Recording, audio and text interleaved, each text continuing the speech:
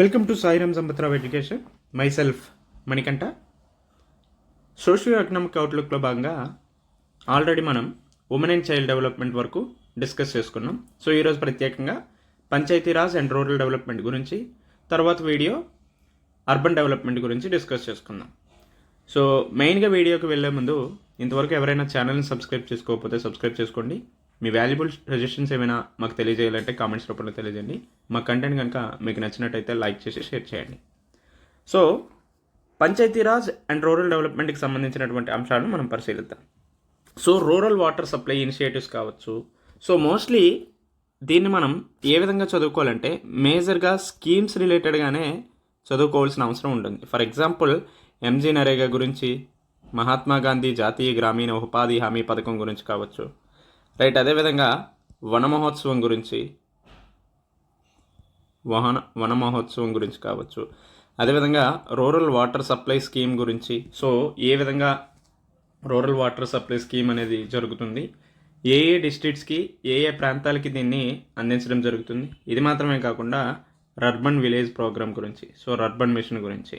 So ఈ అంశాలన్నింటినీ కూడా మనం కవర్ చేసుకోవాల్సిన అవసరం అయితే ఉంటుంది. సో ఇక్కడ చూడండి. So rural water supply initiative, the department achieved significant mile stone in supplying treated drinking water to rural house holds. So దీనికి గాను ఎంత మొత్తంలో బడ్జెట్ కేటాయించారంటే 464.34 crore అలొకేషన్ చేయడం జరిగింది రూరల్ వాటర్ సప్లై ఇనిషియేటివ్కి సంబంధించి, రైట్. అదేవిధంగా ఎంజీ నరేగా గురించి కూడా ఇన్ డీటెయిల్గా చదువుకోవాలి. అటు స్కీమ్స్ రిలేటెడ్గా చదివేటప్పుడు ఎంజీ నరేగా గురించి ఇన్ డీటెయిల్గా చదువుకోవాలి. తర్వాత వన మహోత్సవం పథకం కింద దాదాపు టార్గెట్ ఎంత పెట్టుకున్నారంటే 2 lakh సిడ్లింగ్స్ అనేవి మొక్కలు నాటాలనేసి లక్ష్యంగా పెట్టుకున్నారు. సో ప్రత్యేకంగా ఈ వన మహోత్సవం ప్రోగ్రాం దేనికోసం తీసుకొచ్చారు? మన తెలంగాణ ప్రాంతంలో 24% అటవీ విస్తీర్ణం ఉంది, ఫారెస్ట్ ఏరియా ఉంది. సో దాన్ని 33%కి ఇంక్రీజ్ చేయాలనే ఉద్దేశంతో ఈ వన మహోత్సవ ప్రోగ్రాం అనేది ఇంప్లిమెంట్ చేయడం జరుగుతుంది. అయితే ఈ వన మహోత్సవం ప్రోగ్రాంకి పాత నేమ్ ఏంటి అనేది కామెంట్ చేయండి. సో ఓల్డ్ నేమ్ ఏంటి అనేది కామెంట్ చేయండి, రైట్. అదేవిధంగా national rural urban mission aims to create urban village clusters by improving basic services, fostering local economic development and establishing well planned clusters that maintain rural community life. So మేజర్గా ఈ urban మిషన్కి సంబంధించినటువంటి అంశాల గురించి ఇక్కడ ఇవ్వడం జరిగింది. అయితే మనకి ఇక్కడ ఎగ్జామ్ పర్స్పెక్టివ్లో ఇంకా ఏ విధంగా క్వశ్చన్ అడుగుతారంటే, ఇంతకుముందు ఈ అర్బన్ మిషన్ని మనం పూరాగా ఇంప్లిమెంట్ చేసేవాళ్ళం. సో ఈ పూరా అనే పథకానికి బ్రెయిన్ చైల్డ్ ఎవరు ఇది చేశారంటే అబ్దుల్ కలాం గారు ఈ పూరా మిషన్ని ఇంప్లిమెంట్ చేయడం జరిగింది. అయితే ఈ పూరా పథకాన్ని ఏ ఇయర్లో తీసుకురావడం జరిగింది అనేది కూడా కామెంట్స్ రూపంలో తెలియజేయండి. సో ఈ పూరా మిషన్ కావచ్చు. సో మనకి ఈ అర్బన్ మిషన్ గురించి డైరెక్ట్గా అడగకుండా పూరా గురించి అడగడానికి స్కోప్ ఉంది. సో ఈ పూరా పథకాన్ని అబ్దుల్ కలాం గారు సూచించడం జరిగింది. అయితే ఏ ఇయర్లో దీన్ని ఇంప్లిమెంట్ చేశారనేది గుర్తుపెట్టుకోండి, రైట్. ఇది మాత్రమే కాకుండా ఎంజీ నరేగా పథకం గురించి ఇన్ డీటెయిల్గా చదువుకోవాలి, రూరల్ వాటర్ సప్లై స్కీమ్ గురించి చదువుకోవాలి. మెయిన్గా అంశం చూసుకుంటే పంచాయతీరాజ్ ఇనిషియేటివ్స్కి సంబంధించి మనం పాలిటీ పర్స్పెక్టివ్లో కూడా కొన్ని అంశాలు చదువుకోవాల్సిన అవసరం ఉంటుంది. మెయిన్గా 73వ రాజ్యాంగ సవరణ గురించి, so 73rd constitutional amendment act గురించి. సో మెయిన్గా మనకి పంచాయతీరాజ్ వ్యవస్థ ఏదైతే ఉందో అది మనకి పాలిటీలో కూడా అడగడం జరిగింది కాబట్టి ఖచ్చితంగా దీన్ని పాలిటీని ఇంటర్లింక్ చేసుకొని చదువుకోవాలి. సో ఇందులో మ్యాండేటరీ ప్రావిజన్స్ ఏంటి, అదేవిధంగా వాలంటరీ ప్రావిజన్స్ ఏంటి అని డివిజన్ చేసుకొని చదవాలి.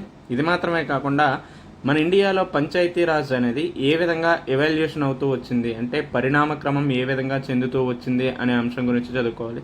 ఫర్ ఎగ్జాంపుల్ 1952 నుంచి 53 మధ్యలో national extension services, command area development పథకాలు వచ్చాయి. ఆ తర్వాత 1957లో బల్వంత్ రాయ్ మెహతా కమిటీ, తర్వాత 1977లో అశోక్ మెహతా కమిటీ రావడం జరిగింది కదా. సో ఈ విధంగా ఈ కమిటీలు చెప్పినటువంటి రికమెండేషన్స్ గురించి కూడా చదువుకోవాలి, రైట్. అదేవిధంగా 73rd కాన్స్టిట్యూషన్ అమెండ్మెంట్ యాక్ట్ ఎప్పుడు కాన్స్టిట్యూషన్ స్టేటస్ వచ్చింది, ఎప్పటి నుంచి ఇంప్లిమెంట్ జరిగింది, దాంట్లో ఉన్న మ్యాండేటరీ ప్రావిజన్స్ ఏంటి, వాలంటరీ ప్రావిజన్స్ ఏంటి, రైట్. అదేవిధంగా దీన్ని ఇంటర్లింక్ చేసుకొని మనం పెసా చట్టం గురించి కూడా చదువుకోవాలి. సో పెసా యాక్ట్ 1996 గురించి కూడా కొన్ని అంశాలు ఇన్ డీటెయిల్గా చదువుకోవాల్సిన అవసరం ఉంది. సో ఇది ఇక్కడ ఎకానమీ పర్స్పెక్టివ్లో రాకపోయినప్పటికీ కూడా ఇది మనకి పాలిటీ పర్స్పెక్టివ్లో వస్తుంది కాబట్టి దీని గురించి ఖచ్చితంగా ఈ అంశాలన్నింటినీ కూడా కవర్ చేస్తూ చదువుకోండి. సో ఇందులో భాగంగా ఏమిచ్చారంటే పంచాయతీరాజ్ డెవలప్మెంట్కి సంబంధించి స్టేట్ మ్యాచింగ్ గ్రాంట్ అనేది 15th ఫైనాన్స్ కమిషన్ ద్వారా దాదాపు 129 కోట్లని మంజూరు చేయడం జరిగింది. సో ఇక్కడ మళ్ళీ మనం దేన్ని ఇంటర్లింక్ చేసుకొని చదువుతామంటే పంచాయతీకి సంబంధించి ఫైనాన్షియల్ గ్రాంట్స్ ఏ విధంగా వస్తాయి అనే అంశాన్ని పరిశీలించినప్పుడు మేజర్గా అయితే 15th ఫైనాన్స్ కమిషన్ నుంచి వస్తాయి. ఫైనాన్స్ కమిషన్ నుంచి ఆర్థిక సంఘం సిఫార్సులు చేయడం జరుగుతుంది. సో ఈ విధంగా అటు రూరల్ అదేవిధంగా అర్బన్ గవర్నమెంట్స్కి ఫైనాన్షియల్ ఇవనేవి రావడం జరుగుతుంది. సో ఈ విధంగా మళ్ళీ అంశం చదివేటప్పుడు ఈ ఆర్థిక సంఘానికి సంబంధించినటువంటి అంశాలన్నీ కూడా చదువుకోవాలి. రైట్. ఈ 15th ఫైనాన్స్ కమిషన్కి సంబంధించి రికమెండేషన్స్ అన్నీ కూడా మనకి యూట్యూబ్ వీడియోలో వెంకట్ సార్ చెప్పడం జరిగింది. ఇఫ్ ఇన్ కేస్ ఎవరైనా చూడకపోతే ఆ అంశాలను చూడండి. సో మేజర్గా ఈ economic survey related socio economic అవుట్లుక్కి సంబంధించి అయితే ఇక్కడ గుర్తుపెట్టుకోవాల్సింది ఈ 129 కోట్లను గుర్తుపెట్టుకోండి. తర్వాత ఇందాక చెప్పినట్టే రూరల్ వాటర్ సప్లైకి సంబంధించిన కొన్ని అంశాల గురించి కూడా చెప్పాం కదా సో స్టార్టింగ్ వీడియోలో.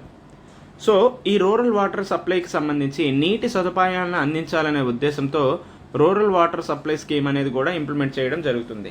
సో ఇందులో భాగంగా సేఫ్ అదేవిధంగా సస్టైనబుల్ డ్రింకింగ్ వాటర్ని అందించాలనే ఉద్దేశంతోనే సేఫ్ అండ్ సస్టైనబుల్ డ్రింకింగ్ వాటర్ని అటు రూరల్ ఏరియాస్కి అదేవిధంగా అర్బన్ ఏరియాస్కి రెండింటికి కూడా అందించాలనే ఉద్దేశంతోనే ఈ రూరల్ వాటర్ సప్లై స్కీమ్ అనేది తీసుకురావడం జరిగింది. అయితే ఇది తెలంగాణ మొత్తానికి కూడా వర్తిస్తుంది. అయితే కొన్ని మినహాయింపులు అనేవి ఉన్నాయి. So excluding Hyderabad and ORR regions. So ఈ రెండు కూడా Hyderabad with in ORR. So ఈ పరిధిలోకి ఈ రూరల్ వాటర్ సప్లై స్కీమ్ అనేది ఇంప్లిమెంట్ అవ్వట్లేదు, అది గుర్తుపెట్టుకోండి. సో ప్రత్యేకంగా రూరల్ వాటర్ సప్లై స్కీమ్ అనేది సేఫ్ అండ్ సస్టైనబుల్ డ్రింకింగ్ వాటర్ని అందించాలనే ఉద్దేశంతో తీసుకొచ్చారు. అదేవిధంగా ఇది రూరల్ అర్బన్ రెండు ప్రాంతాలకి వర్తించడం జరుగుతుంది. అయితే త్రూ అవుట్ తెలంగాణని దీన్ని ఇంప్లిమెంట్ చేస్తున్నారు, excluding Hyderabad with in ORR areas అనేది గుర్తుపెట్టుకోండి.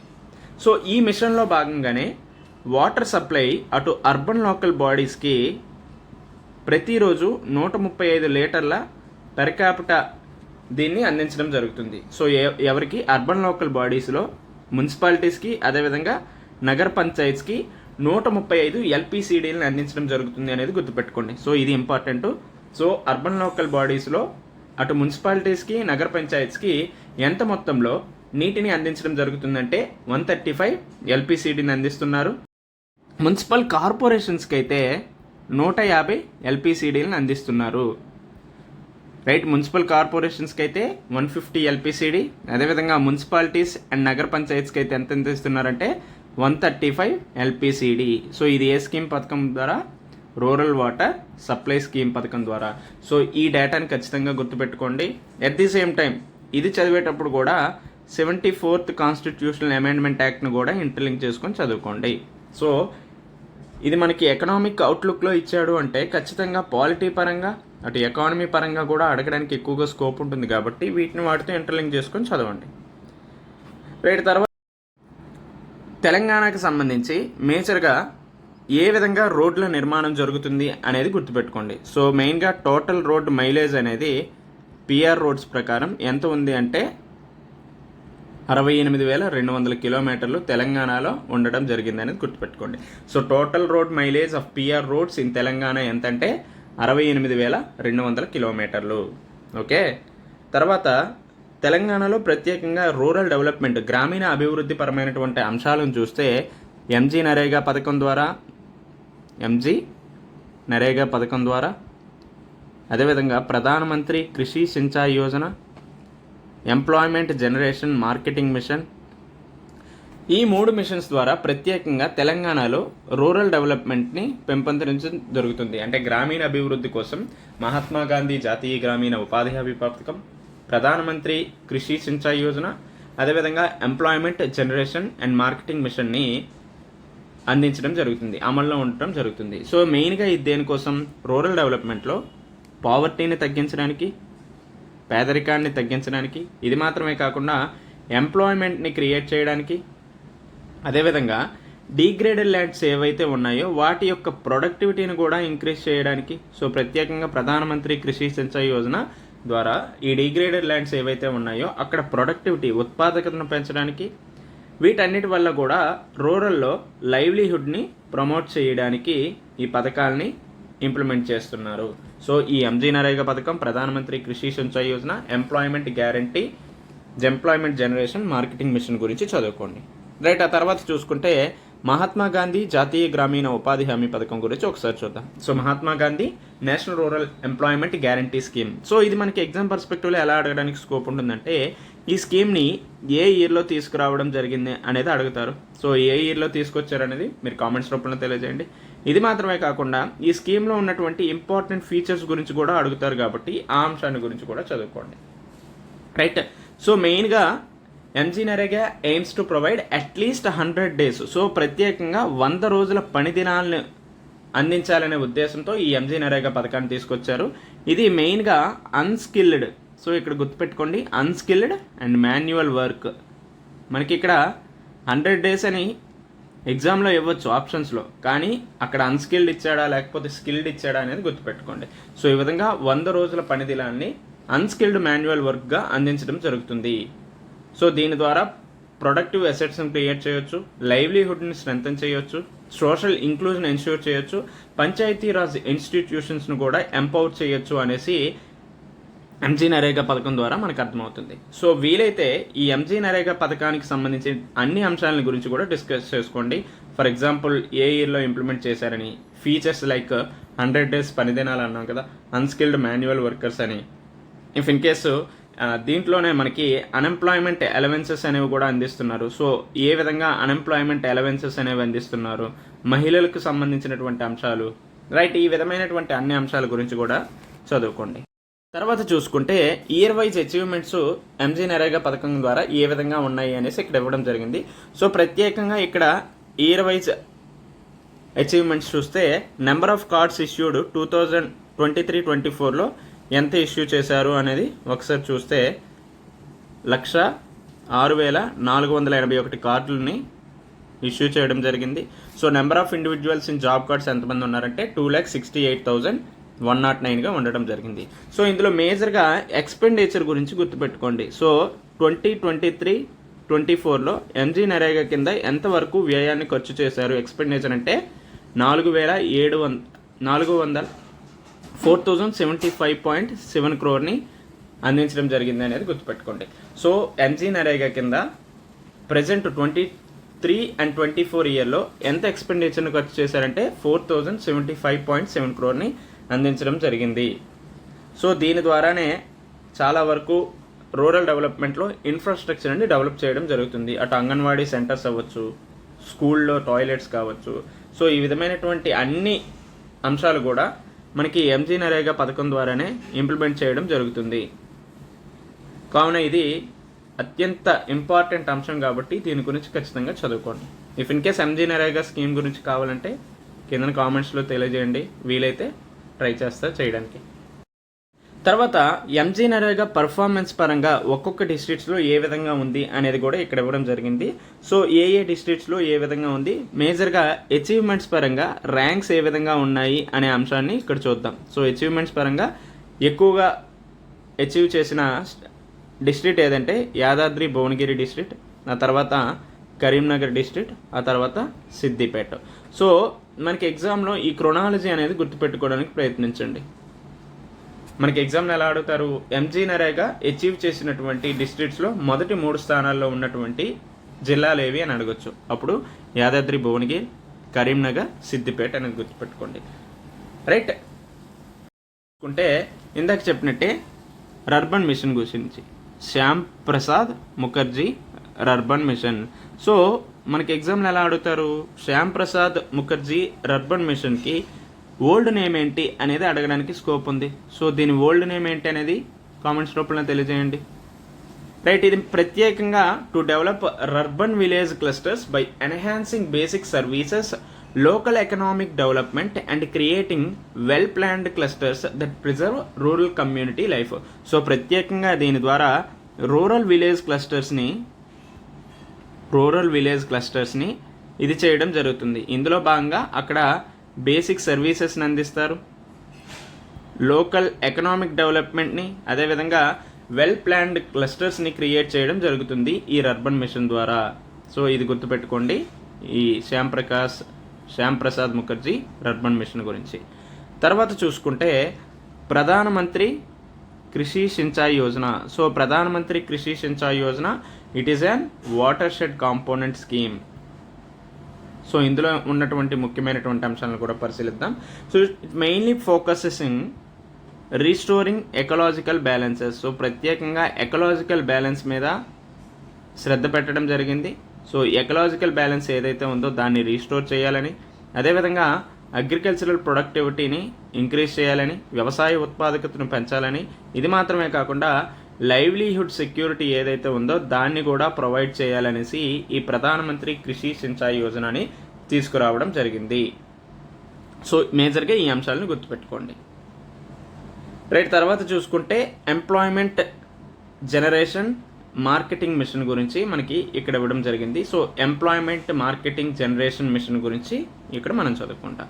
సో మెయిన్గా it implement EGMM implements Deen Dayal Upadhyay Grameen Kaushal Yojana. So ఈ ఎంప్లాయ్మెంట్ జనరేషన్ మార్కెటింగ్ మిషన్ అనేది దీన్ దయాల్ ఉపాధ్యాయ్ గ్రామీణ్ కౌశల యోజనని ఇంప్లిమెంట్ చేస్తుంది. సో ఇది ప్రత్యేకంగా దేనికోసం అంటే రూరల్లో యూత్ ఎవరైతే ఉన్నారో వాళ్ళలో స్కిల్స్ని పెంపొందించడానికి, అంటే నైపుణ్యాన్ని పెంపొందించేందుకోసం అనేసి ఈ స్కీమ్ని ఇంప్లిమెంట్ చేస్తున్నారు. అండ్ ఆల్సో సస్టైనబుల్గా ఎంప్లాయ్మెంట్ని అందించాలనే ఉద్దేశంతో ఈ దీన్ దయాల్ ఉపాధ్యాయ్ కౌశల్ యోజనని తీసుకురావడం జరిగింది. సో ఇది ఇంపార్టెంట్, ఇది కూడా గుర్తుపెట్టుకోండి. సో ఇక్కడ మేజర్గా రూరల్ డెవలప్మెంట్కి సంబంధించి అయితే ఎక్కువగా స్కీమ్స్ గురించి అడిగారు. ఆ స్కీమ్స్ మీద ఎక్కువగా ఫోకస్ చేస్తూ చదవండి, అది ఇంపార్టెంట్. అంటే స్వచ్ఛ భారత్ మిషన్ గురించి. సో మేజర్గా ఈ స్వచ్ఛ భారత్ మిషన్ ఎప్పుడు తీసుకురావడం జరిగిందంటే October 2, 2014 అమల్లోకి రావడం జరిగింది. సో మేజర్గా దేనికోసం అంటే యూనివర్సల్ శానిటేషన్ కవరేజ్ని దృష్టిలో పెట్టుకొని తీసుకురావడం జరిగింది. సో అయితే శానిటేషన్ అనేది ఏ సస్టైనబుల్ డెవలప్మెంట్ గోల్ కిందకి వస్తుంది అనేది కూడా కామెంట్స్ రూపంలో తెలియజేయండి. రైట్, ప్రత్యేకంగా సస్టైనబుల్ డెవలప్మెంట్ గోల్ దేని కిందకి వస్తుంది అనేది. స్వచ్ఛ భారత్ మిషన్ ఏ రోజున తీసుకొచ్చారు, ఏ రోజున అమల్లోకి వచ్చిందంటే October 2, 2014 అమల్లోకి రావడం జరిగింది. So by October 2, 2019 the 150th birth anniversary of Mahatma Gandhi, all villages and gram panchayats, districts, states, union territories in India declared themselves ODF through అన్నీ కూడా ఓపెన్ డెఫికేషన్ ఫ్రీ స్టేట్స్గా గుర్తించడం జరిగింది. అయితే తెలంగాణ ప్రాంతంలో ఎన్ని ODF ప్లస్ స్టేటస్తో ఉన్నటువంటి విలేజెస్ ఉన్నాయి అంటే 8,990 ODF ప్లస్ విలేజెస్ అనేవి తెలంగాణలో ఉండడం జరిగింది. రైట్, అదేవిధంగా ODF ప్లస్ రైజింగ్ స్టేటస్ ఉన్నటువంటి, ODF ప్లస్ మోడల్ స్టేటస్ ఉన్నటువంటి విలేజెస్ ఎన్ని ఉన్నాయంటే 83,799 విలేజెస్ ఉండడం జరిగింది. అదేవిధంగా ODF ప్లస్ రైజింగ్ విలేజెస్ ఎన్ని ఉన్నాయంటే 3 విలేజెస్ ఉండడం జరిగింది. సో ఈ అంశాలను గుర్తుపెట్టుకోండి. ODF ప్లస్ విలేజెస్ ఎన్ని ఉన్నాయంటే 8,990 విలేజెస్ ఉన్నాయి. ODF ప్లస్ మోడల్ స్టేటస్ ఉన్నటువంటి విలేజెస్ 8,379 ఉన్నాయి. ODF ప్లస్ రైజింగ్ విలేజెస్ ఎన్ని ఉన్నాయంటే 3 ఉండడం జరిగింది. ఓకే, ఈ అంశాలను గుర్తుపెట్టుకోండి. తర్వాత మేజర్గా చూసుకుంటే సెర్ఫ్ గురించి ఇవ్వడం జరిగింది. సో ఈ సెర్ఫ్ గురించి మనం ఒకసారి డిస్కస్ చేసుకుందాం. రైట్, మేజర్గా సొసైటీ ఫర్ సెర్ఫ్ గురించి డిస్కస్ చేసుకుందాం. సెర్ఫ్ ఏంటి? Society of elimination of rural poverty గురించి. సో మనకి ఎగ్జామ్లో ఈ అబ్రివేషన్స్ గురించి కూడా అడగడానికి స్కోప్ ఉంటుంది. సో ఈ విధంగా ఫుల్ ఫామ్స్ గురించి కూడా అడగడానికి స్కోప్ ఉంటుంది కాబట్టి ఈ అంశాల గురించి కూడా దృష్టిలో పెట్టాలి. సో సెర్ఫ్ అంటే ఏంటి? Society of elimination of rural poverty. So ప్రత్యేకంగా గ్రామీణ ప్రాంతాల్లో పేదరికాన్ని నిర్మూలించేందుకు ఈ సెర్ఫ్ అనే ప్రోగ్రామ్ని తీసుకురావడం జరిగింది. So it is dedicated to rural communities through various initiatives like with focusing on building sustainable institutions. So సుస్థిరపరమైనటువంటి సంస్థలని బిల్డ్ చేయాలనే ఉద్దేశంతోనూ, ఇది మాత్రమే కాకుండా ఫైనాన్షియల్ యాక్సెస్ని అందించాలనే ఉద్దేశంతోనూ, డెవలపింగ్ లైవ్లీహుడ్ని అందించాలనేసి, రైట్, ఇది మాత్రమే కాకుండా హ్యూమన్ డెవలప్మెంట్ చైన్స్ని ఇంక్రీజ్ చేయాలని, ensuring access to rural safety nets and also SERP has made a significant strides. So ఈ విధమైనటువంటి అంశాల్లో ఈ సెర్ఫ్ ఏదైతే ఉందో అది చాలా మంచిగా పనిచేయడం జరుగుతుంది అనేది అర్థమవుతుంది. రైట్, మేజర్గా సెర్ఫ్ అనేది ఎందుకు తీసుకొచ్చారంటే రూరల్ పావర్టీని తగ్గించాలనే ఉద్దేశంతో తీసుకొచ్చారు. ఇది మేజర్గా దేని మీద ఫోకస్ చేస్తుందంటే సస్టైనబుల్ ఇన్స్టిట్యూషన్స్ని బిల్డ్ చేయడంలోను, ఫైనాన్షియల్ యాక్సెస్ని ప్రొవైడ్ చేయడంలోను, లైవ్లీహుడ్ని డెవలప్ చేయడంలోను, హ్యూమన్ డెవలప్మెంట్ చైన్స్ని కూడా డెవలప్ చేయడంలోను, ఇది మాత్రమే కాకుండా సోషల్ సేఫ్టీ నెట్స్ ఏవైతే ఉన్నాయో వాటిని యాక్సెస్ చేయాలనే ఉద్దేశంతో ఈ SERP society of elimination of rural పావర్టీని తీసుకురావడం జరిగింది.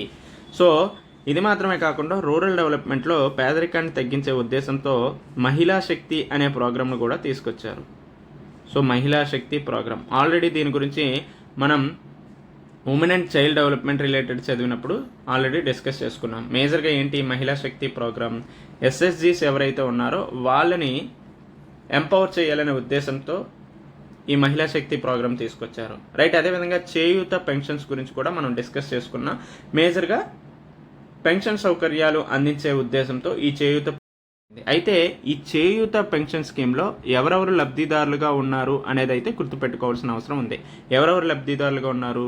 ఓల్డ్ ఏజ్ వాళ్ళు, అంటే వృద్ధులు ఉండడం జరిగింది, అదేవిధంగా వీడోస్ ఉండడం జరిగింది, డిజేబుల్డ్స్ ఉండడం జరిగింది, toddy tappers, weavers, HIV patients, filaria patients అవ్వచ్చు, dialysis, financial assistance to beedi workers and also beedi తగ్దర్స్ అండ్ సింగిల్ ఉమెన్. సో ఈ విధంగా వీళ్ళందరికీ కూడా చేయూత పెన్షన్ పథకంలో భాగంగా లబ్ధిదారులుగా ఉండడం జరిగింది.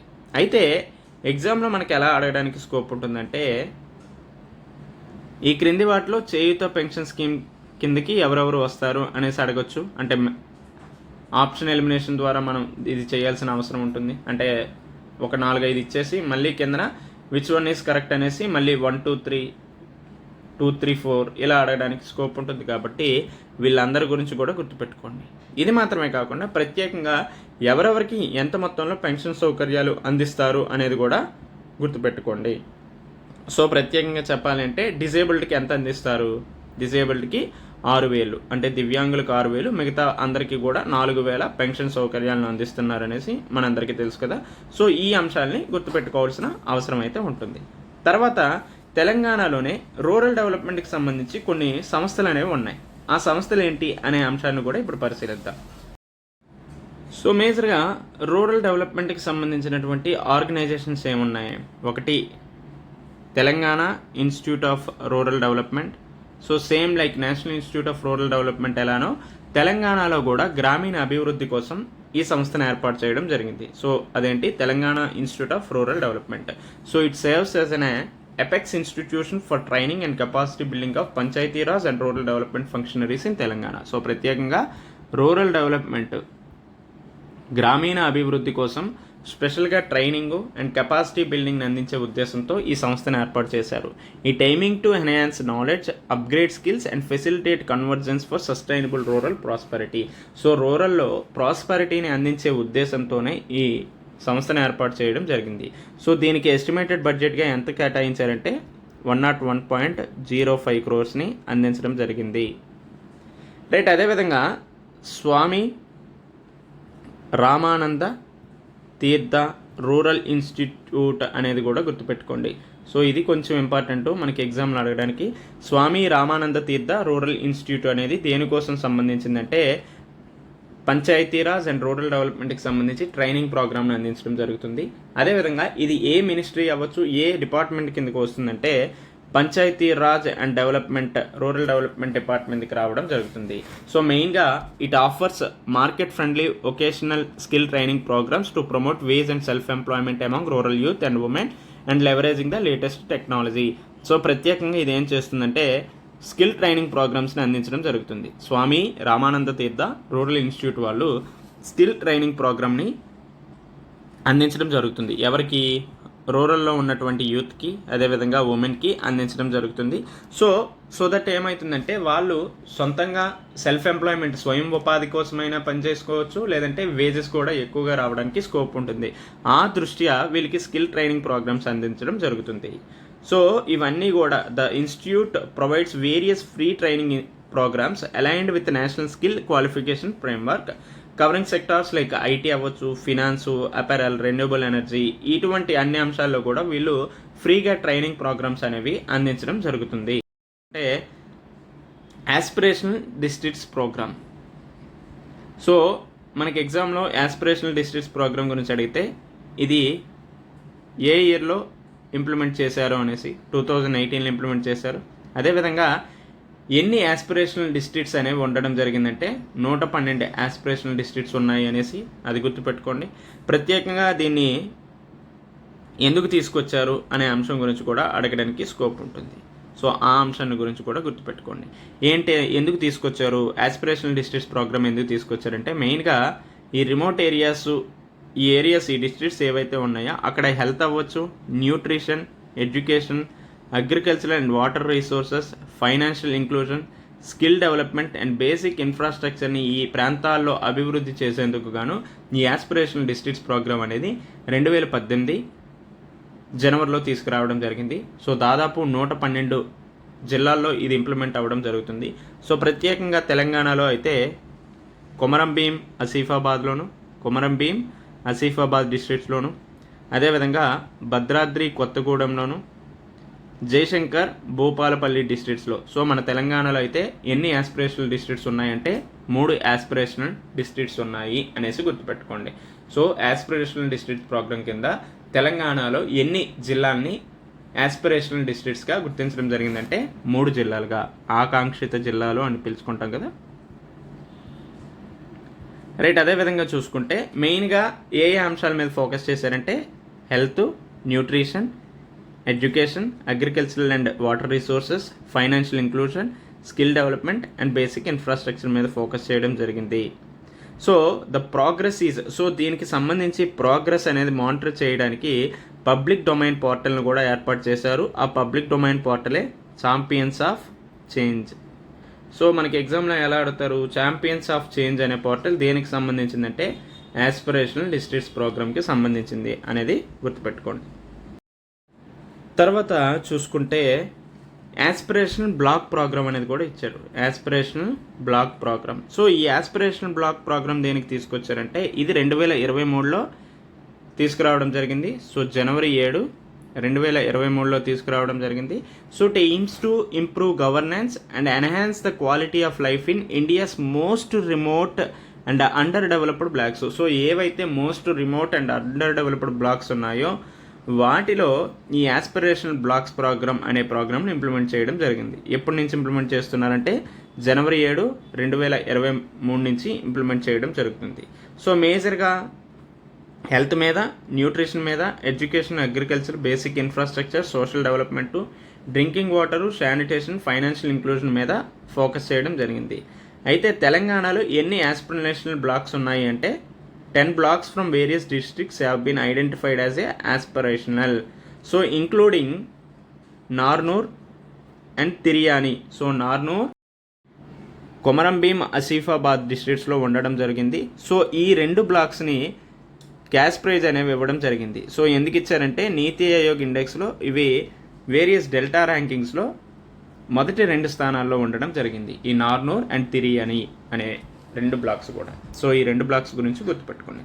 తర్వాత మహిళా శక్తి ప్రోగ్రామ్ గురించి కూడా గుర్తుపెట్టుకోవాలి. సో ఆల్రెడీ ఈ మహిళా శక్తి ప్రోగ్రామ్ గురించి మనం ఉమెన్ అండ్ చైల్డ్ డెవలప్మెంట్ గురించి చెప్పేటప్పుడు డిస్కస్ చేసుకున్నాం. సో ఎందుకు ఈ మహిళా శక్తి ప్రోగ్రామ్ తీసుకొచ్చారంటే it aims to empower women through comprehensive initiatives design to provide financial, educational, infrastructural support to ఎస్హెచ్జీస్. సో ఈ స్వయం సహాయక బృందాలకి అటు ఫైనాన్షియల్ పరంగా, ఎడ్యుకేషనల్ పరంగా, ఇన్ఫ్రాస్ట్రక్చర్ సపోర్ట్ అందించాలనే ఉద్దేశంతో ఈ మహిళా శక్తి ప్రోగ్రామ్ని తీసుకొచ్చారు. రైట్, ఇందులో భాగంగా రాబోయే 5 సంవత్సరాలలో 1,00,00,000 కోట్ల రూపాయల్ని వీళ్ళకి అందించాలనేసి ధ్యేయంగా పెట్టుకోవడం జరిగింది. సో ఈ విధంగా మహిళా శక్తి ప్రోగ్రాం ద్వారా స్వయం సహాయక బృందాల్లో ఉన్న మహిళల్ని లక్షాధికారులను చేయాలనేసి ధ్యేయంగా కూడా పెట్టుకున్నారు. రైట్, అండ్ ఆల్సో దాదాపు transforming 1 crore women in the state into millionaires over the next 5 years. So రాబోయే 5 సంవత్సరాలలో ఎంతమంది మహిళలను లక్షాధికారులుగా, మిలియనర్స్గా చేయాలని ధ్యేయంగా పెట్టుకున్నారంటే 1 crore ఉమెన్ని మిలియనర్స్గా చేయాలని ధ్యేయంగా పెట్టుకున్నారు అనేది గుర్తుపెట్టుకోండి. ఒకటి 1 lakh crore రూపీస్ అనేది ఫైనాన్షియల్ లింకేజెస్ ద్వారా అందరికీ అందించాలనేసి, ఇది మాత్రమే కాకుండా 1 crore ఉమెన్ని మిలియనర్గా చేయాలనేసి ధ్యేయంగా పెట్టుకున్నారు ఈ మహిళా శక్తి ప్రోగ్రాం ద్వారా అనేది మనం గుర్తుపెట్టుకోవాల్సిన అవసరం. సో దీనికి గాను మహిళా స్వశక్తి మహిళా కన్వెన్షన్, మహాలక్ష్మి స్వశక్తి మహిళా కన్వెన్షన్స్ను కూడా అనౌన్స్ చేయడం జరిగింది. ఎప్పుడు అనౌన్స్ చేశారంటే 12th August అనౌన్స్ చేయడం జరిగింది. సో దీంట్లో దాదాపు 63 lakh women are currently part of SSGs in the state. So our plans to expand this 1 to 1 crore. So ప్రత్యేకంగా 63 లక్షల మంది SSGలో ఉన్నారు. దీన్ని 1 crore ఇంక్రీజ్ చేయాలని చూస్తున్నారు. సో అందులో భాగంగానే ఈ మహాలక్ష్మి స్వశక్తి మహిళా కన్వెన్షన్ అనేది ఏర్పాటు చేయడం జరిగింది. చూసుకుంటే బంగారు తెలంగాణ నుంచి రిచ్ తెలంగాణగా కూడా ఏర్పాటు అవ్వాలనేసి ధ్యేయంగా పెట్టుకున్నారు. సో ఇందులో భాగంగా ఉమెన్ ఎంపవర్ చేస్తే ఈజీగా మన సోషియో ఎకనామిక్ స్టేటస్ వీటన్నిటిని ఇంప్రూవ్ చేయొచ్చు అనేసి ఈ మహిళా శక్తి ప్రోగ్రామ్ని ఇంప్లిమెంట్ చేశారు. సో ఈ మహిళా శక్తి ప్రోగ్రాంలోనే వడ్డీ లేని రుణాలు అంటే ఇంట్రెస్ట్ ఫ్రీ లోన్స్ని అందించడం, అదేవిధంగా SSG ప్రొడక్ట్స్ ఏవైతే ఉన్నాయో వాటికి మార్కెటింగ్ సౌకర్యాలు అందించడం, ఇది మాత్రమే కాకుండా వాటికి ప్రాపర్గా ఇన్ఫ్రాస్ట్రక్చర్ని అందించడం, ఇన్ఫ్రాస్ట్రక్చరల్ సపోర్ట్ అందించడం. రైట్, ఈ విధమైనటువంటి అంశాల ద్వారా SSG గ్రూప్స్ ఏవైతే ఉన్నాయో వాటిని ఎంపవర్ చేయడం జరుగుతుంది. ఇది మాత్రమే కాకుండా SSGs కొన్ని అమ్మ ఆదర్శ పాఠశాల కమిటీస్లో కూడా భాగంగా ఉన్నాయి. ఇది మాత్రమే కాకుండా మార్నింగ్ ఇచ్చే అల్పాహార ప్రోగ్రామ్స్ ఏవైతే ఉన్నాయో ఈ అల్పాహార ప్రోగ్రామ్స్లో రూరల్ ఏరియాస్లో SSGsను కూడా ఇంక్లూడ్ చేయడం జరిగింది అనేది మనం ఆల్రెడీ చదువుకున్నాం. సో ఈ విధంగా అమ్మ ఆదర్శ పాఠశాల కమిటీస్ కావచ్చు, అల్పాహార ప్రోగ్రామ్స్ కావచ్చు, మిగతా ఈ అంశాలన్నిటి ద్వారా కూడా మహిళా స్వయం సహాయక బృందాలు ఏవైతే ఉన్నాయో వాటిని ఎంపవర్ చేయాలనే ఉద్దేశంతో ప్రభుత్వం అనేక చర్యలు తీసుకోవడం జరుగుతుంది అనేది మనం ఇక్కడ చదువుకోవాలి. రైట్, ఇది మాత్రమే కాకుండా మహిళా శక్తి క్యాంటీన్స్ను కూడా ఏర్పాటు చేయాలనేసి ప్రభుత్వం చూస్తుంది. The government has announced the launch of Mahila Shakti canteen services which will be managed by the women's self help groups across various locations in the states. The plan aims to establish at least 150 canteens. So Mahila Shakti క్యాంటీన్లు ఏర్పాటు చేయాలని చూస్తున్నారు. అయితే ఇందులో భాగంగా at least ఒక 150 క్యాంటీన్ని ఏర్పాటు చేయాలనేసి ధ్యేయంగా పెట్టుకున్నారు. మహిళా శక్తి క్యాంటీన్ని ఏర్పాటు చేశారంటే ఏర్పాటు చేశారు. అక్కడ మన తెలంగాణ సెక్రటరియేట్లో ఒక మహిళా శక్తి క్యాంటీన్ ఏర్పాటు చేశారు. ఇప్పుడు Jan 21, 2024 మహిళా శక్తి క్యాంటీన్ని Telangana secretariat doctor BR Ambedkar Telangana సెక్రటేరియట్లో ఏర్పాటు చేయడం జరిగింది అనేది మనకి అర్థమవుతుంది. రైట్, ఈ విధంగా మనం పంచాయతీరాజ్ అండ్ రూరల్ డెవలప్మెంట్కి సంబంధించినటువంటి అంశాల గురించి డిస్కస్ చేసుకుంటాం. సో తర్వాత వచ్చే వీడియోలో అర్బన్ డెవలప్మెంట్ గురించి, తర్వాత agricultural, industry, service sector, governance గురించి ఇన్ డీటెయిల్గా చదువుకున్నాం. ఆల్రెడీ అగ్రికల్చర్ అయిపోయింది. So industry and service sector, తర్వాత గవర్నెన్స్ గురించి యాజ్ ఎర్లీ యాజ్ పాసిబుల్ ఈ 2 daysలో పెట్టడానికి ప్రయత్నిస్తాం. And take care, bye.